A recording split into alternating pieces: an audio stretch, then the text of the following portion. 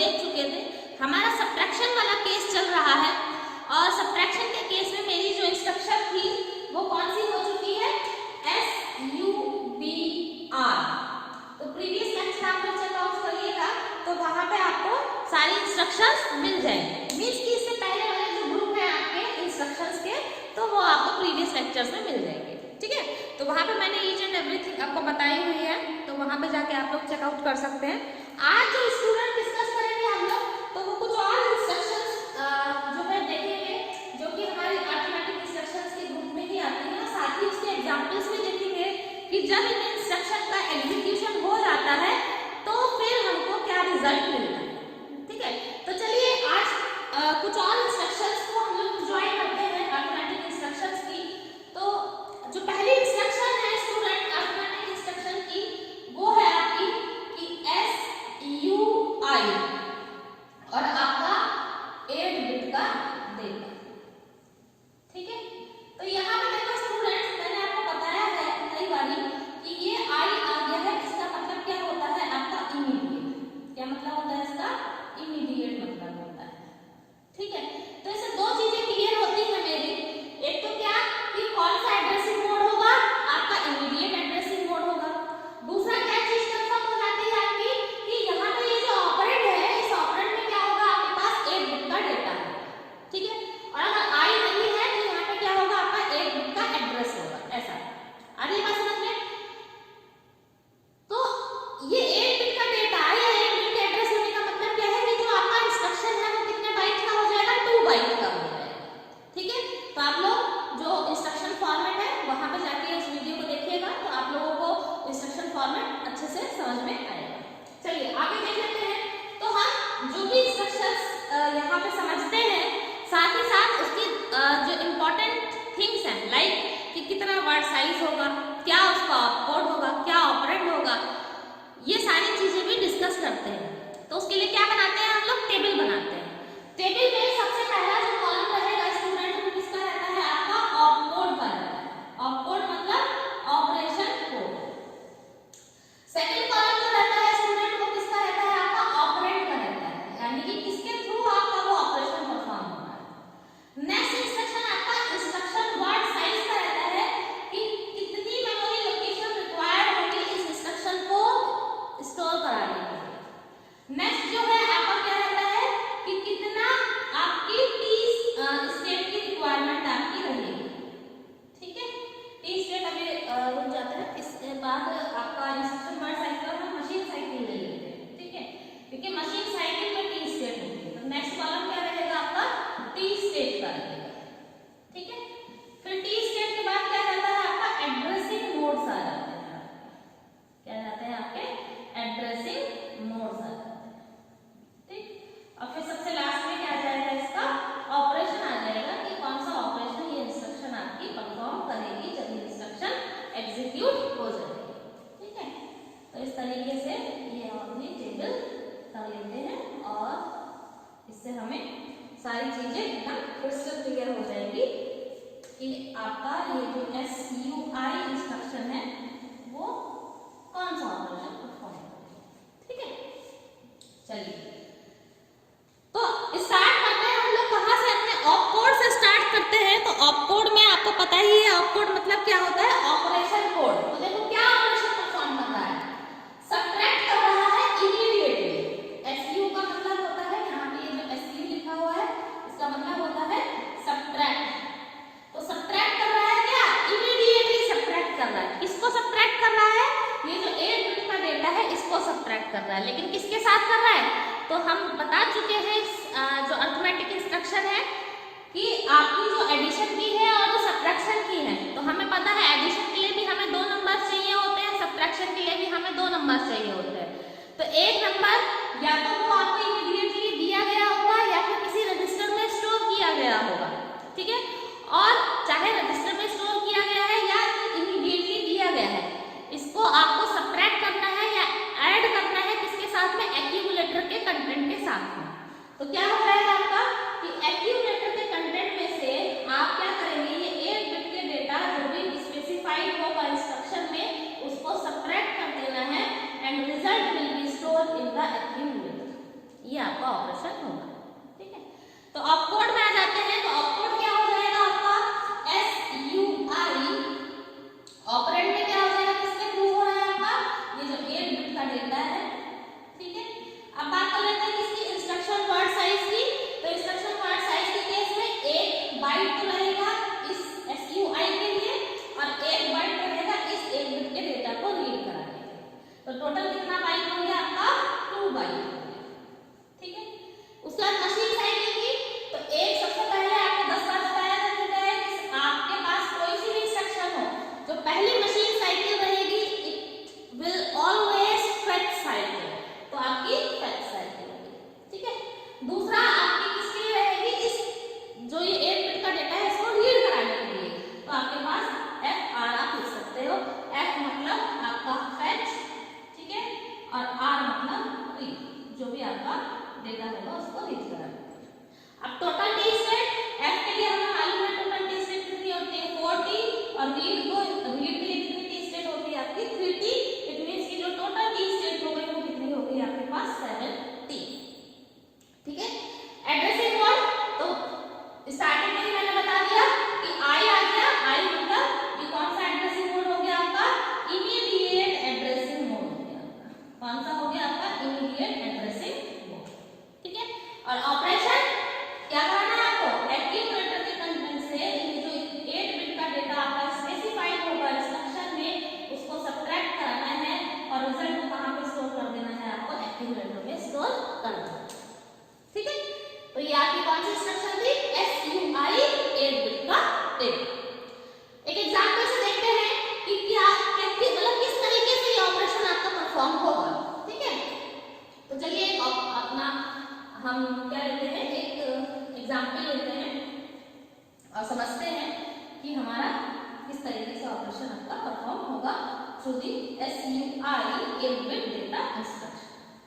ठीक, तो यहाँ पे सपोज है आपके पास दिया हुआ है, उसने मान लीजिए क्या दिया हुआ है, एग्जांपल में लिख देते हैं एग्जांपल। ठीक, उसने लिखा SUI और यहाँ पे 8 बिट के डेटा की जगह उसने लिख दिया क्या कि 01H उसने लिख दिया। ठीक है, और A का जो कंटेंट है वो उसने दिया हुआ है 00H उसने दिया हुआ है। ठीक है, चलिए 20 ले लेते हैं, 20H ले लेते हैं, 00 की जगह हम लोग 20H ले लेते हैं। ठीक है, तो हमें क्या मालूम है कि क्या ऑपरेशन परफॉर्म होगा कि एक्यूमुलेटर के कंटेंट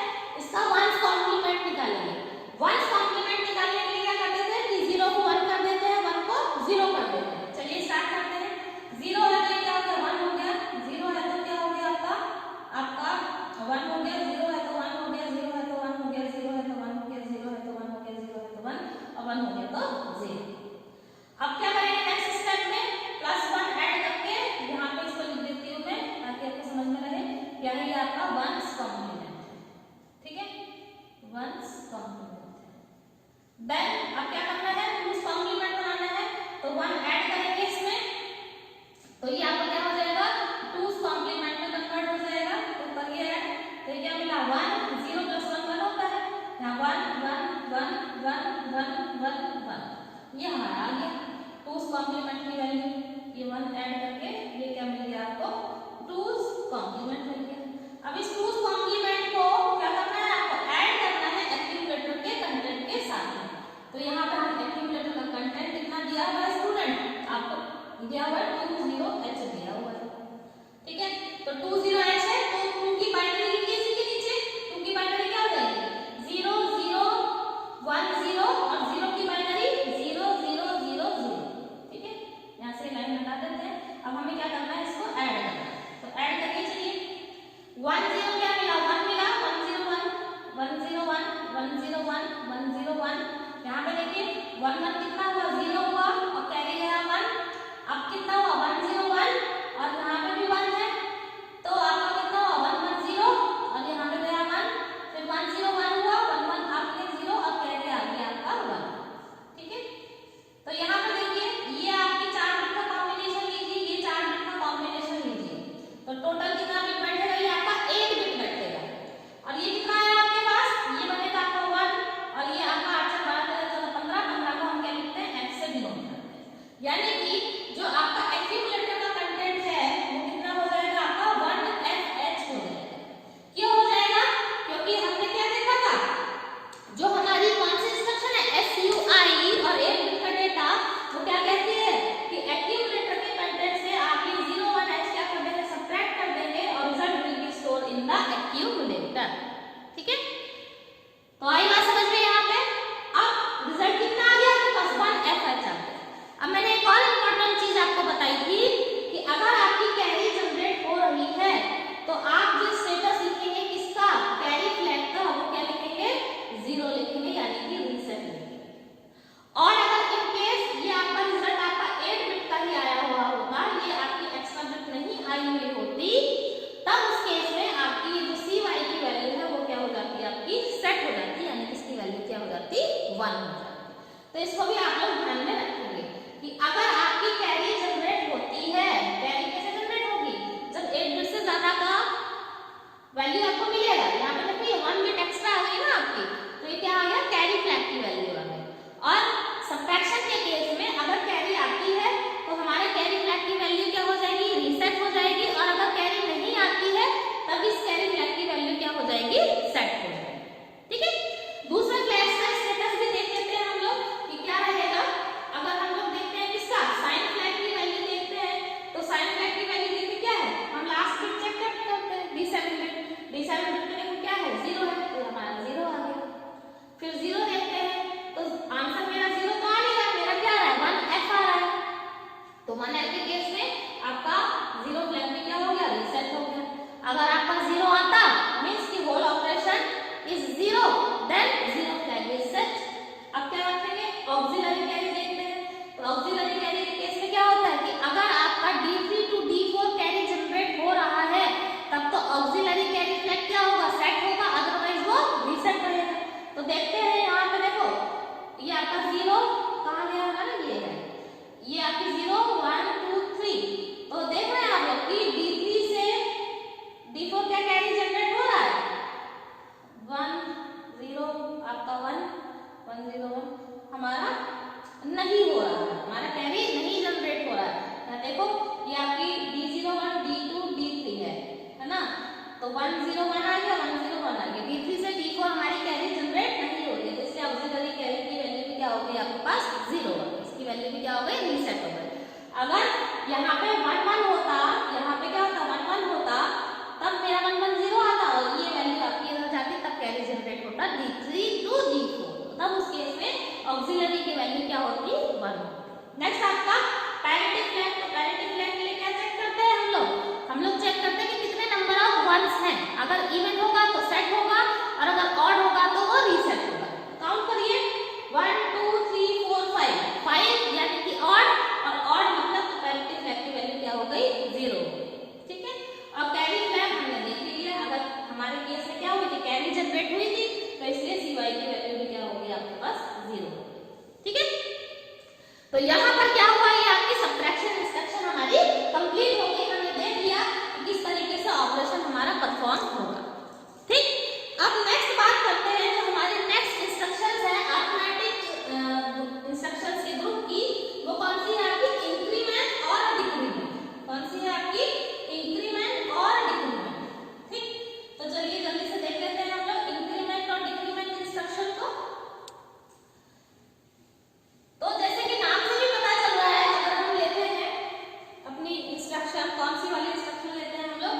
नेक्स्ट इंस्ट्रक्शन आपकी थर्ड इंस्ट्रक्शन अरिथमेटिक की कौन सी है आपकी थर्ड बेसिकली ये कौन सी होगी आपकी फिफ्थ इंस्ट्रक्शन होगी अरिथमेटिक की। ठीक है, पहली आपकी ADDR, दूसरी आपकी ADI 8 बिट का डेटा, तीसरी आपकी SUBR, फोर्थ आपकी SUI 8 बिट का डेटा और आपकी फिफ्थ आ जाएगी कौन सी INR और यहाँ पे R। ठीक है, तो यहाँ पे ये R जो है इसको लिख लीजिए कि ये R क्या डिनोट कर रहा है ऑपरेंड का, ये आपका रजिस्टर को डिफाइन कर रहा है और रजिस्टर में हम लोग A भी यूज कर सकते हैं, B भी यूज कर सकते हैं, C D E H L और हमारा M जो यूजर डिफाइन, ये सारे रजिस्टर्स यूज हो सकते हैं। ठीक है, INR इसका मतलब क्या होता है आपका, इसका मतलब होता है आपका क्या इंक्रीमेंट होता है। ठीक, देन आपका क्या होगा यहाँ पर सबसे पहले क्या चेकआउट करते हैं हम लोग IWS यानी कि इसका इंस्ट्रक्शन वर्ड साइज क्या है। तो मैंने क्या बताया था आपको कि अगर ऑपरेंड में रजिस्टर है तब उस केस में ये कौन से कितने बाइट का हो जाएगा आपका 1 बाइट का हो जाएगा। ठीक है, 1 बाइट का है तो आपकी मशीन साइकिल कितनी रहेगी, ओनली फैक्ट्स के लिए रहेगी, केवल आपको इस INR को आपको रीड करना पड़ेगा।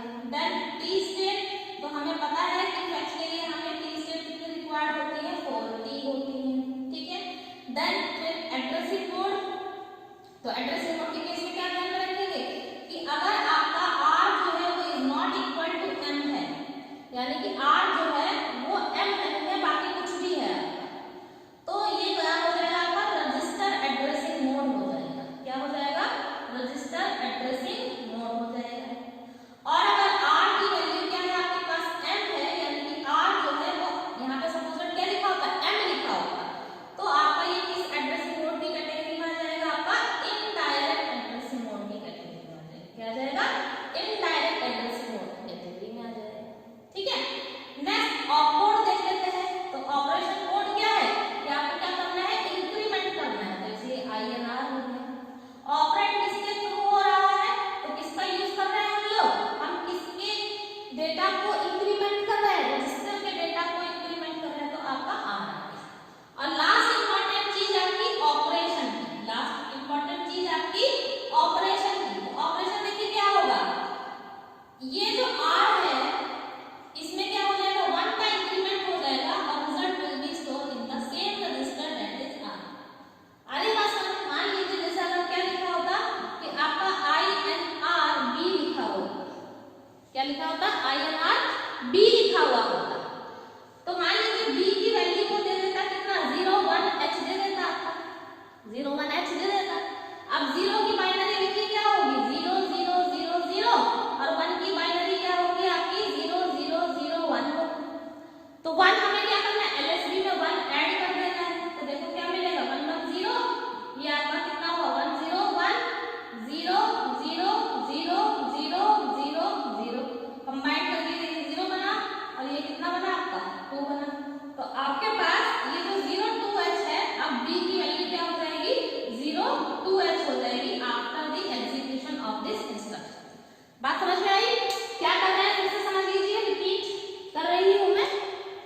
आपको दिया इंस्ट्रक्शन में INR B दिया उसने, तो हमें पता है कि क्या करना है, हमें करना है B+1 करना है और result will be store in B register. और ये 1 कहां पे ऐड करेंगे, LSB साइड में करेंगे, तो यहाँ पे मैं LSB लिख देती हूँ ताकि आप लोगों को ध्यान रहे। ठीक है, ऐड किया तो ऐड करोगे तो आंसर देखो क्या मिलेगा 02H मिलेगा, यानी कि B की वैल्यू अब 01 के बाद क्या हो जाएगी 02H हो जाएगी। ठीक है, आगे बात समझ में। अब इसी तरीके से डिक्रीमेंट इंस्ट्रक्शन देख लेते हैं हम लोग कि क्या लिख लेते हैं डिक्रीमेंट। तो डिक्रीमेंट के केस में आपका आ जाएगा नेक्स्ट इंस्ट्रक्शन देखते हैं हम लोग कौन सी डिक्रीमेंट। तो नाम से भी जैसे पता चल रहा है कि क्या कर रहे हैं हम लोग डिक्रीमेंट कर रहे हैं। और डिक्रीमेंट कहां से करेंगे, जो हमारा क्या होगा रजिस्टर स्पेसिफाइड होगा इंस्ट्रक्शन में, उसमें जो भी उसका डेटा होगा उसमें से 1 हम क्या कर देंगे डिक्रीमेंट कर देंगे। ठीक है, चलिए देख लेते हैं तो देखो नेक्स्ट इंस्ट्रक्शन है 6 आपकी DCR और यहाँ पे स्पेसिफाइड R। ठीक है, फिर से मैं लिख देती हूँ ताकि आप लोगों को मतलब चीजें बार बार देख के याद होता है। R क्या है आपका? रजिस्टर है। ठीक है, इस रजिस्टर को हम लोग क्या यूज कर सकते हैं? A भी यूज कर सकते हैं, B C D E H L और आपका यूजर डिफाइंड रजिस्टर। ठीक है, DCR का मतलब क्या होता है आपका? डिक्रीमेंट होता है। क्या होता है आपका? डिक्रीमेंट होता है। ठीक है, ऑपरेशन क्या परफॉर्म होगा आपका कि ये जो R है इसका जो भी स्पेसिफाइड डेटा होगा, कंटेंट होगा, उसमें से 1 क्या करोगे आप? डिक्रीमेंट कर दोगे, यानी कि सब्ट्रैक्ट कर दोगे। कहां से करोगे? LSB साइड से। आप LSB साइड से क्या करेंगे? इसको क्या करेंगे? डिक्रीमेंट करेंगे या सब्ट्रैक्ट करेंगे और result will be stored in the R, यानी कि जो भी स्पेसिफाइड रजिस्टर होगा उसमें से इसको सब्ट्रैक्ट कर देंगे। ठीक है,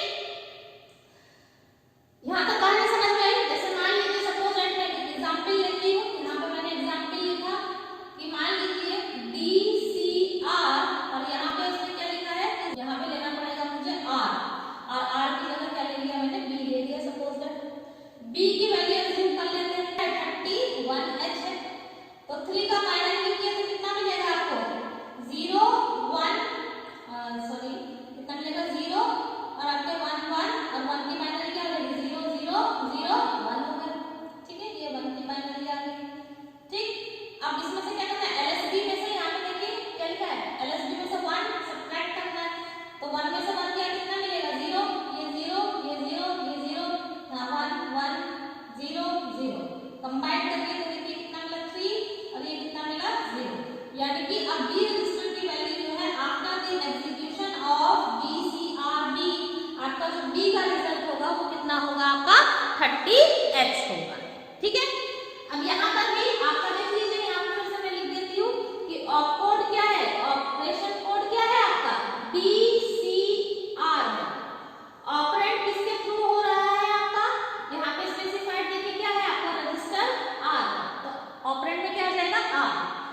IWS यानी कि इंस्ट्रक्शन वर्ड साइज कितनी मेमोरी लोकेशन रिक्वायर्ड होगी आपको? ओनली 1, क्योंकि आपके कितने बाइट का इंस्ट्रक्शन है? ये आपका 1 बाइट का इंस्ट्रक्शन है। उसके बाद मशीन साइड की तो ओनली आपको क्या करना है? ऑपकोड को ही रीड करना है, तो इसलिए आपके पास साइकिल आएगी कौन सी? ओनली ऑपकोड फेच की आएगी। नेक्स्ट आपका T स्टेट, तो T स्टेट के केस में क्या होगा आपके पास? आपकी मशीन साइकिल देखिए कितनी है? फेच साइकिल है, तो फेच के लिए कितनी नंबर ऑफ T स्टेट की रिक्वायरमेंट होती है आपको पास? 4T की रिक्वायरमेंट होती है, तो मेरा 4T आ गया। एड्रेसिंग मोड पे अगर आ जाते हैं तो मैंने आपको प्रीवियस में बताया ही आपको कि अगर आपका R जो है is not equal to M, then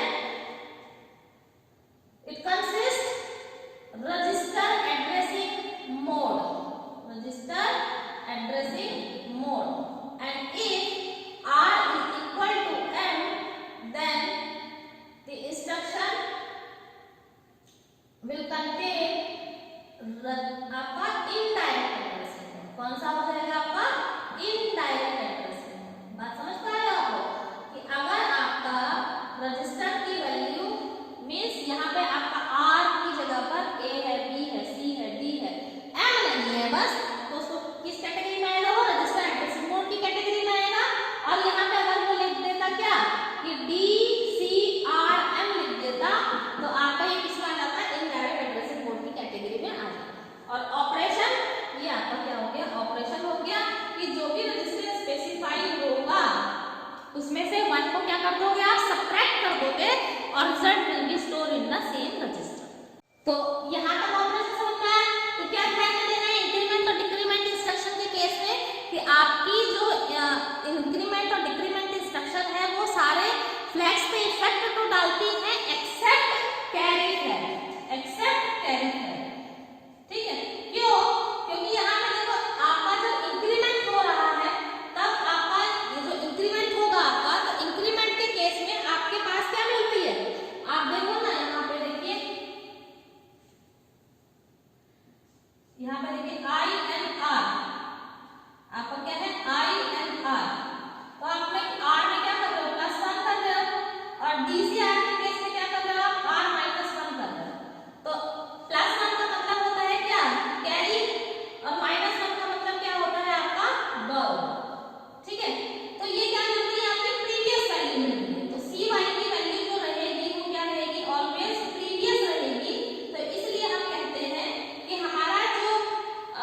increment या डिक्रीमेंट रजिस्टर है वो सारे फ्लैग्स को क्या करती है, इफेक्ट करती है, चाहे वो आपका साइन फ्लैग हो, चाहे वो आपका जीरो फ्लैग हो, चाहे वो आपका पैरिटी फ्लैग हो, चाहे वो ऑक्सिलरी कैरी फ्लैग हो। लेकिन कैरी फ्लैग को वो इफेक्ट नहीं करेगी, क्योंकि कैरी फ्लैग में हमेशा क्या रहेगी, आपकी प्रीवियस वैल्यू रहेगी, चाहे वो इंक्रीमेंट का केस हो, चाहे वो आपका डिक्रीमेंट का केस हो। ओके स्टूडेंट, तो hope you will enjoy this video. तो यहाँ पर आपकी अर्थमेटिक जितनी भी इंस्ट्रक्शंस थी वो कंप्लीट होती हैं। अब हम लोग नेक्स्ट लेक्चर में हमारी लॉजिकल इंस्ट्रक्शंस हैं उनको देख करके चलेंगे। ठीक है, अगर आप लोगों को ये वीडियो पसंद आया है तो इस वीडियो को लाइक करिए, सब्सक्राइब करिए और अपने फ्रेंड्स के साथ में शेयर करिए, ताकि उन लोगों को भी माइक्रो प्रोसेसर की क्रिस्प नॉलेज मिल सके। तो मिलते हैं नेक्स्ट लेक्चर में student. Till then take care, bye bye, thank you.